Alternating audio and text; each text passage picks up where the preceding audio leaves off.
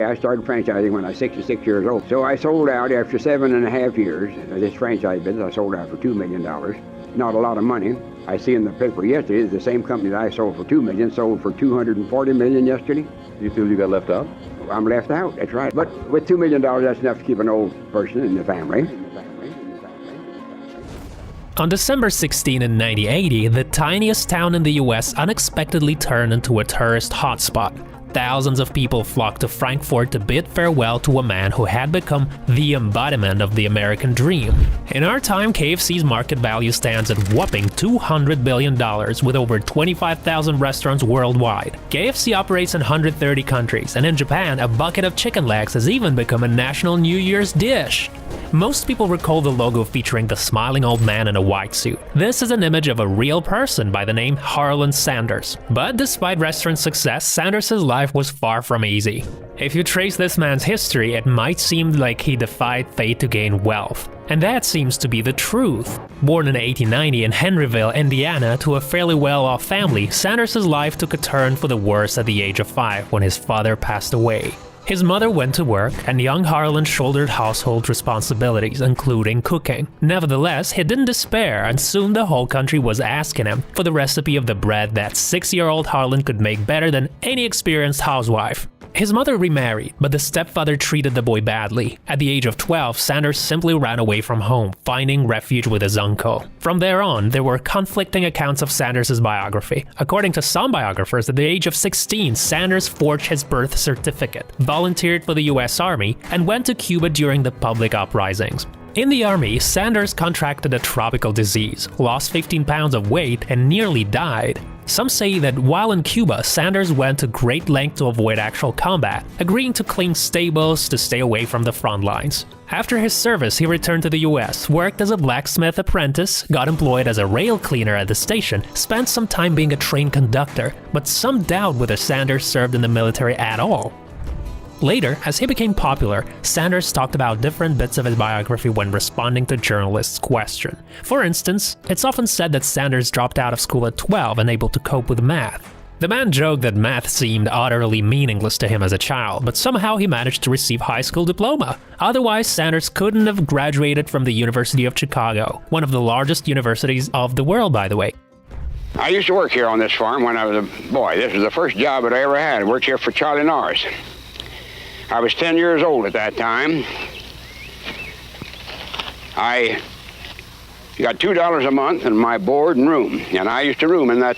Sanders became a certified lawyer, and his career took off. An active and ambitious young man, he represented the interests of the African-American population, especially those affected by train accidents, a common occurrence at that time. But his legal career took a nosedive when he got into a fight with one of his own clients in the courtroom, an accident that took his license away. We should mention Sanders' nasty temperament, which was a root cause of many of his misfortunes. Sanders was extremely sarcastic and sharp, engaging in quarrels proficiently, you could say. Fights often followed his verbal disputes. He couldn't stand arrogant, lazy, and incompetent people, leading to clashes with such individuals, costing him jobs as a lawyer, insurance agent, fireman, and train conductor. Trying to control his hot temper, Sanders attended church on Sundays while constantly searching for a new venture. We might as well say that Hарлland's life path was pretty wild. In the early 30s, he ventured into the ferry business, constructing river crossings for Indiana residents. He personally operated a ferry crossing the Ohio River between Kentucky and Indiana. He sold car tires for a while, and even worked as a midwife during his stay in Corbin, a small town in Kentucky. According to Sanders, it was a necessity because local men couldn't afford a doctor when their wives were due. There was no one else to help, Sanders shrugged. Over the years, Hарлland tried dozens of professions but couldn't achieve wealth. Back then, he didn't contemplate finding his calling. His primary concern was money. At one point, he believed that producing carbide lamps would be his golden opportunity. In the early 20th century, such lamps were in demand. Sanders invested all of his money into the new enterprise and went bankrupt when electric bulbs hit the market. Sanders was in his 40s starting all over again. Exhausted from chronic financial struggles, his wife left him, taking 3 of their children away. Her brother wrote Sanders a bitter letter, calling him a failure. Soon after, a real tragedy struck. Sanders' son tragically died. Following his son's death, Sanders immersed himself into a new job, becoming a manager at a gas station. It was there that he unexpectedly remembered his excellent cooking skills and started frying chicken for station customers. His new wife, Claudia Price, positively influenced him. She remained with Hарланд until the end of his life. Working at the gas station, Sanders experimented with chicken, eventually developed the perfect recipe with 11 herbs and spices, making Sanders' chicken truly unique. This is how Kentucky Fried Chicken was born. The people of Kentucky truly appreciated Sanders' efforts, and the gas station became a go-to spot for all food enthusiasts. Sanders' chicken was declared the national Kentucky dish and the state's signature. In 1935, the governor bestowed upon Sanders the honorary title of Colonel Kentucky. Many asked Sanders to share his recipe, but he always replied that all the spices he used were available in every kitchen. By the way, today KFC management claims that only a few executives know the original Sanders recipe, and it's kept secret. The spices are delivered to KFC establishments as ready-made mix, and even the staff doesn't know the exact proportions. Sanders not only came up with a unique recipe, but also perfected the chicken cooking process using pressure cooker, reducing amount of fat while preserving the taste and texture. Customers no longer had to wait 45 minutes for a batch to be fried in a pan. With a pressure cooker, it only took 9 minutes. Sanders' method is still used in its original form today. But this period wasn't devoid of challenges. Hарланд almost found himself in the defendant's seat. A competitor put advertising directly over his banners, which naturally enraged Sanders. Along with the two managers, he rushed towards the man, who grabbed a gun and fatally wounded one of the employees. Sanders returned fire, injuring the man's shoulder. After long and tedious legal processings, the court deemed Sanders' actions self-defense, and all charges against him were dropped, and his competitor received 18 years in prison. In 1937, Sanders tried to launch his own cafe network but failed to secure the necessary premises. During those times, only hourly rate hotels opened easily. Being a resourceful man, Sanders acquired one of these hotels and opened a restaurant with 142 seats.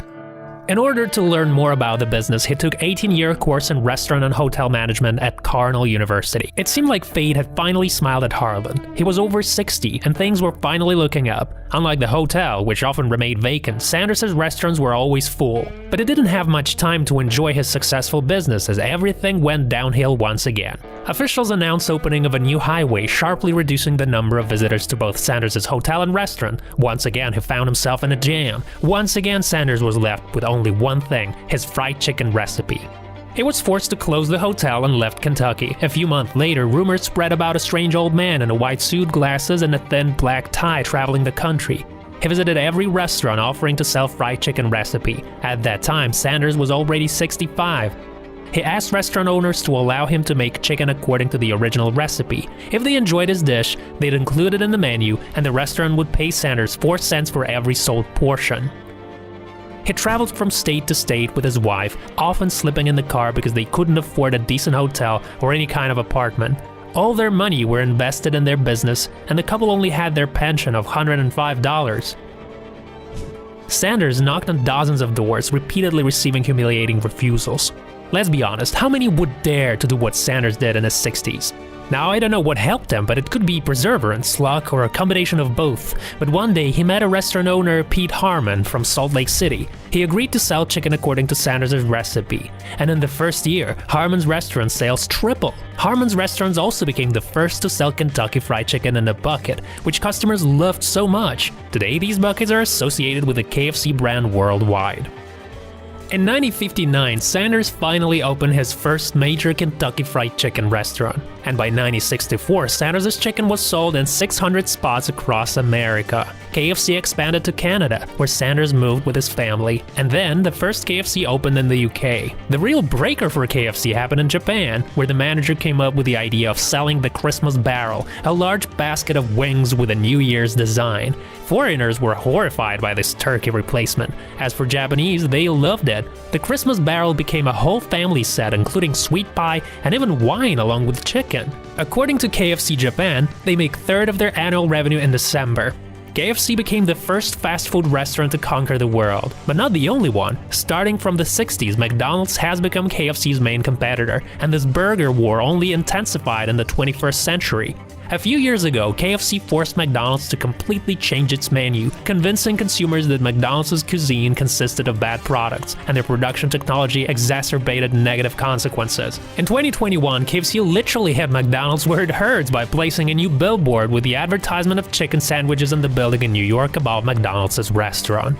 KFC employees posted a mocking tweet. "We thought it was just a random street on the corner." In terms of marketing and creative advertisement, KFC often outperforms McDonald's. Just think of the Bald campaign in Canada, where KFC replaced beef patties and Big Mac with 2 crispy KFC chicken strips. A chicken burger ad truck traveled all around Toronto, stopping right in front of McDonald's restaurants.